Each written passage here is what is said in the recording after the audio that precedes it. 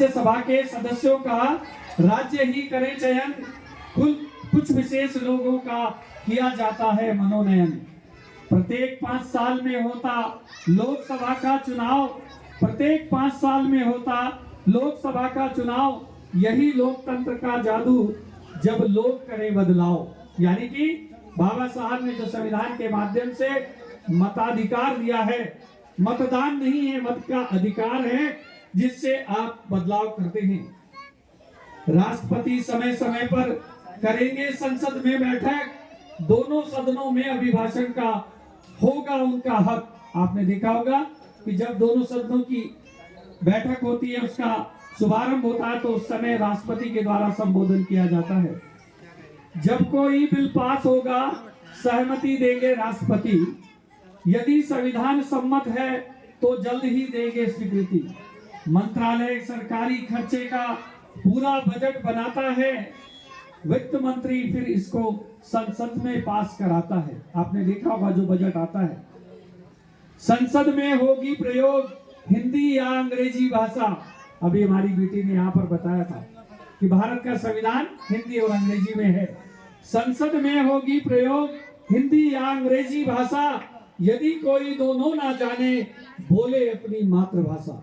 तो संसद ने, संविधान ने यह भी अधिकार दिया है, उसका ट्रांसलेशन बाद में हो जाएगा, वो अपनी भाषा में बात रख सकता है। किसी जज के बर्ताव पर संसद में ना होगी बहस, संसदीय कार्रवाई पर जज का नहीं चलेगा बस। यानी कि जज भी संविधान से ऊपर नहीं है। संसद ना चल रही हो, परिस्थिति भी हो विशेष, कई बार ऐसा भी अवसर आ सकता है जब संसद ना चले।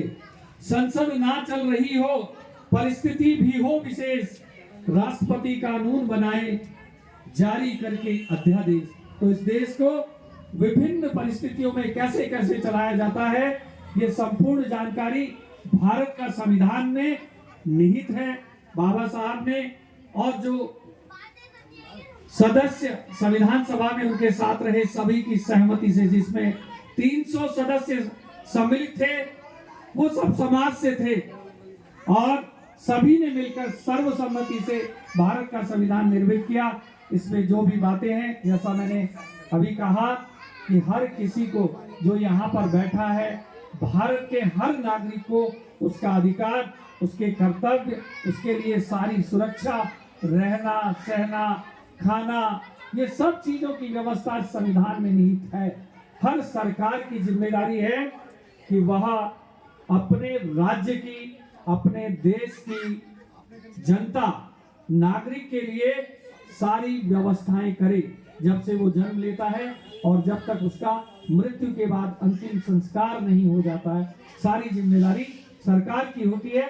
और सरकार या अखंड भारत जो हमारे चक्रवर्ती सम्राट अशोक महान ने चलाया, उन्होंने एक संदेश दिया कि सरकार कैसी होनी चाहिए, शासक कैसा होना चाहिए। तो एक लाइन में कहकर मैं अपनी बात समाप्त करूंगा कि किसी भी शासक को,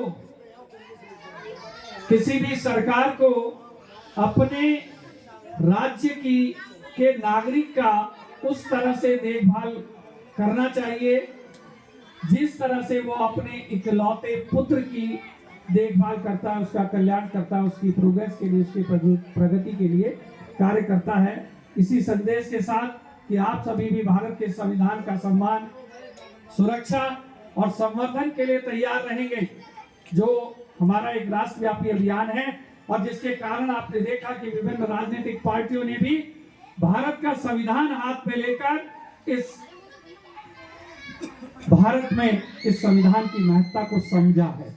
उस अभियान को हम 2018 से चला रहे हैं लगातार। इसी कारण आपने देखा कि भारत का संविधान को लेकर सरकारें आ रही हैं और शक्तिशाली लोग जो अपने आप को बहुत शक्तिशाली समझते हैं, वो भी इस संविधान को नमन कर रहे हैं। तो मैं भी आज इस संविधान को और बाबा साहब को और अपने सारे महापुरुषों को नमन करते हुए अपनी बात को